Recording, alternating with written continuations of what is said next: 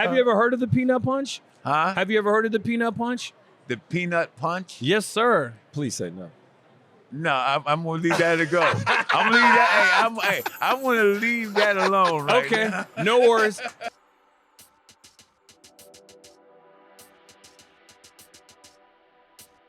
What's up, everybody? I'm Peanut Tillman, and this is the NFL Players Second Acts podcast. And with me, as always, is my trusted co-host, Mr. Roman Harper. What's up, Peanut? Hey, look, man, this is going to be another great one.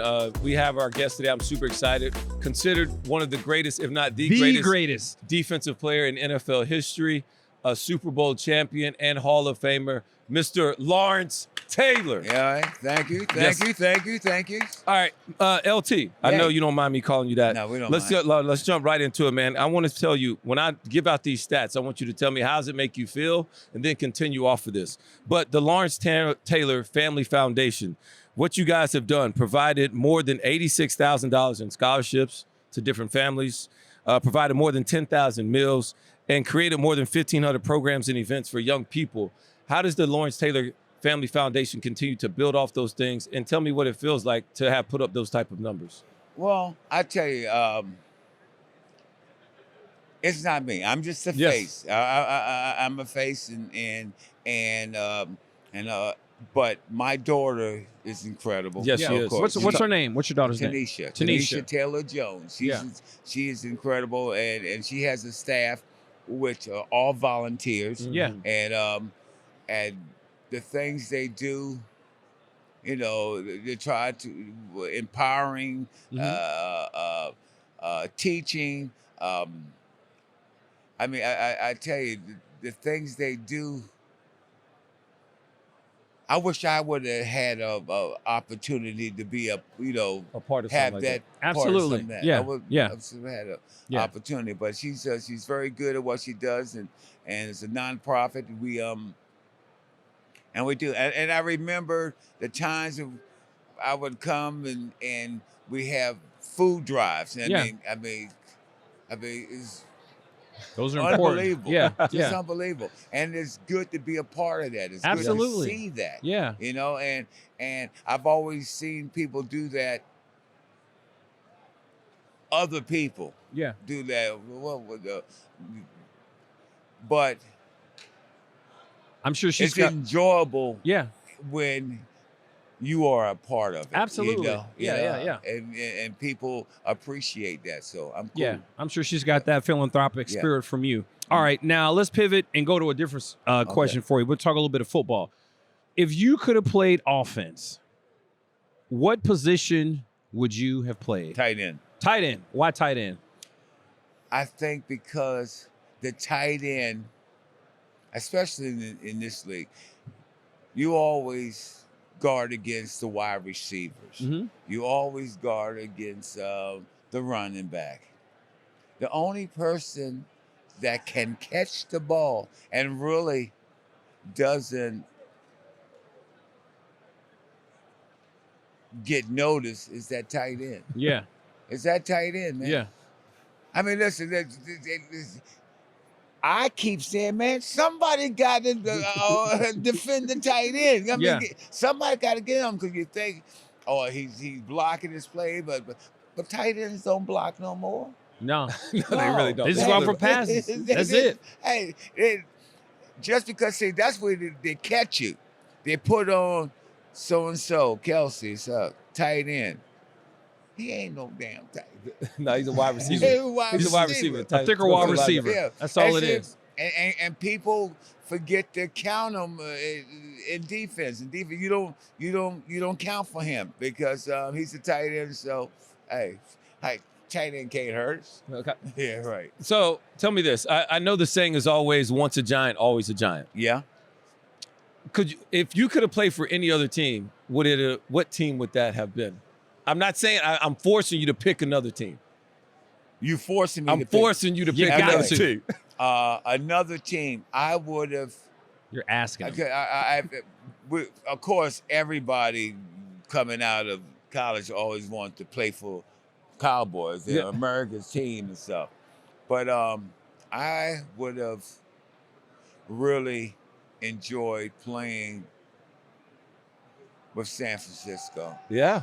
Yeah, because of you got Joe Montana. I know. You got the great defensive players, running backs. I mean, wide receivers. I mean, and I look like like a Californian. I like that. That's not what I thought he was going to say. I did not think he was going to say that either. Not what he was going to say that. Okay, so being a fellow defensive player, all three of us up here, we're great defensive players. I have a little peanut punch technique that I do as far as how I create takeaways. Now, there is an interview of you a while back saying you were describing how you take the ball away. Can you describe to us and tell us what was your technique as far as stripping the football out? Stripping the football. I remember when I was in college, you know what? And I was a good player, but nobody really knew me, right? Until my junior year. And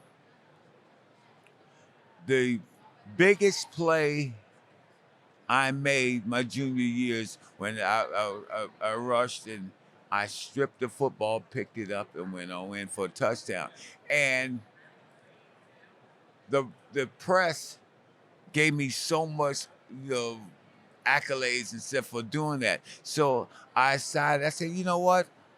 It's great to make a tackle. It's great to make a sack. But if you can take the ball away, take the ball away, man, we got 30 yards to go into it for a touchdown. So we can do that. Yeah. So and that's what I started working on. And I did it so much that they started teaching it. We used to have segments where all we work on is stripping the ball, and I guess I was called King Stripper. King Stripper. Okay. Yeah. I like it. Okay, King Stripper. I'll take it. I'll take it too. You in the right city. You definitely in the right city for that. Yeah. Have you ever heard of the peanut punch? Huh? Have you ever heard of the peanut punch? The peanut punch? Yes, sir. Please say no. No, I'm gonna leave that to go. I'm gonna leave that. I'm gonna leave that alone right now. No worries.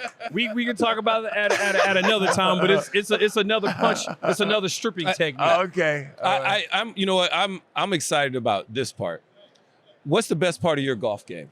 Because I'm a golfer. I know you. I've seen you at golf tournaments. I know you like to play. What's the best part of your golf game? Well, see, my game has been suffering a little bit now because I'm serious. 76, 77, 70. I mean, you just don't hit the ball as far as you used to. I don't hit the ball as far as, and listen, and I'm playing with guys that want to tee off in the locker room. Yeah. Okay, look, so listen, I'm saying like, hey, yeah, I don't hit the ball as far as my chipping has gotten really bad. I think I need to go get some glasses. But I'm still a decent putter, and I can still hit the driver. Yeah, good. There it is. I got one final question for you. Ahead, sir. Super Bowl prediction: Chiefs or Eagles? I thought I would get away. You know what? Okay, it's all about what I would want to happen and what would happen. What I would want to happen is Philadelphia go and finish this off. Yeah. Saquon, you had a great year. Yeah. I mean, and Philadelphia Eagles did the quarterback and all this had a great season. Yes. Right. Hey, go ahead and finish this off. Yeah. Hey, go ahead and finish this off. But Mahomes always seems to have something up his sleeve. Yes, sir, he does. He always has somebody up his sleeve. Okay, well,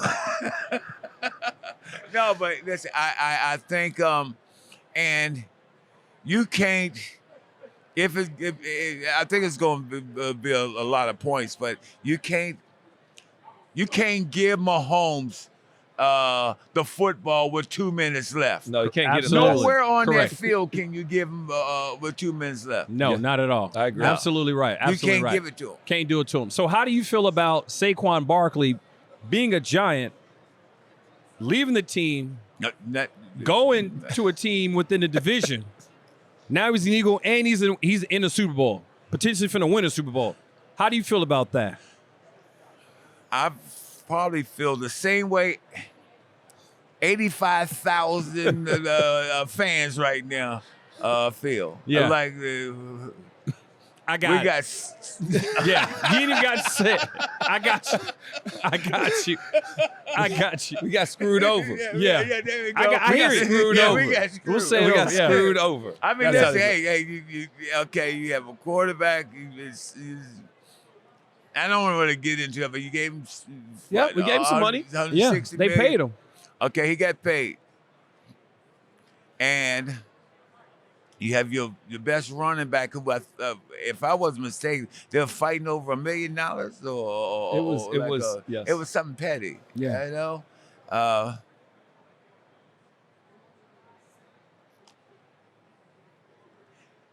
Saquon, he remind me of the way he played this year. You remember when Dallas Cowboys had that great offensive line, Yeah. right? And they had, what's the running back? Emmitt Smith. Emmitt Smith. Everybody's talking about how Emmitt Smith, he gets the ball, the first 10 yards, Ain't nobody ain't nobody going to touch hit him. him because the offensive line pushed him there. And listen, he got 15 yards to run before he even gets back to the line of scrimmage. Yeah. So, hey, and because they're going to sit there and push everybody. Saquon, I mean, he made it look easy. Jumping over people. Hey, that's nasty when you make it look easy. Yeah. I'm sure that's what a lot of people said about Lawrence Taylor. Yeah. As a player. I appreciate it, man. Yeah. Man, Thank you. Man, I appreciate That's it. awesome. All right. Well, LT, man, we're going to let you get up out of here, man. you. Appreciate it, man. Thank you. Thanks for At coming some out. point, I'm going to get me some type of one earring to rock. I'll never be able to do it as good as you, but I will get my own earring at some You point. want an earring? Yeah. All right. I might have to hook it up. Okay. I'm not going to get yours. It's fine, but that's just me. Only you can pull that off. Yes, it's all good. Only you can pull that one All off. good.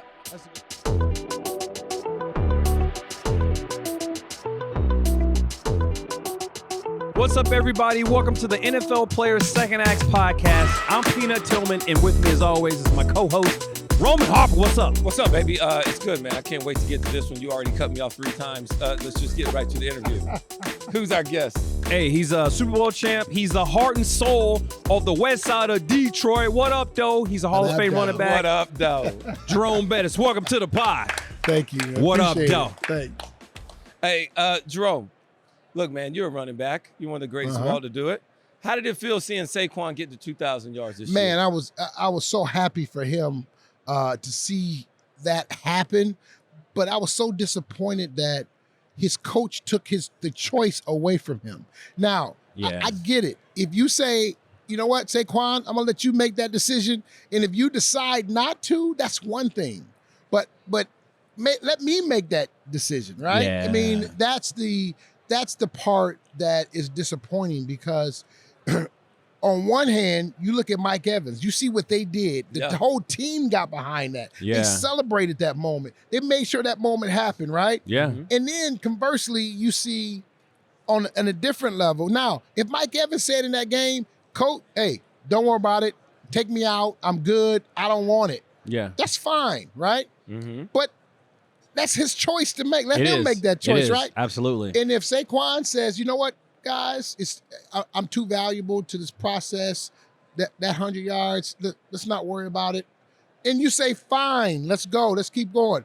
But you don't take that choice out of that play because what happens is 10 years, 15 years from now, that's when it's like, man, I was that close. What was I thinking? I had this opportunity, and this would have meant so much. And then all of a sudden, it's ripped away. So I just thought you always let the player make that call in that situation. Yeah. Do you think they celebrated it enough as the fact that he hit 2,000 yards? No. They Yeah. didn't. I mean, and that was such an accomplishment, right? Absolutely. Absolutely. And I just thought that it was not, the appreciation was not there the way it should have been, because obviously, yeah, we got this goal. I get it. We want to get to this. I get it. We want to be champions. I get it.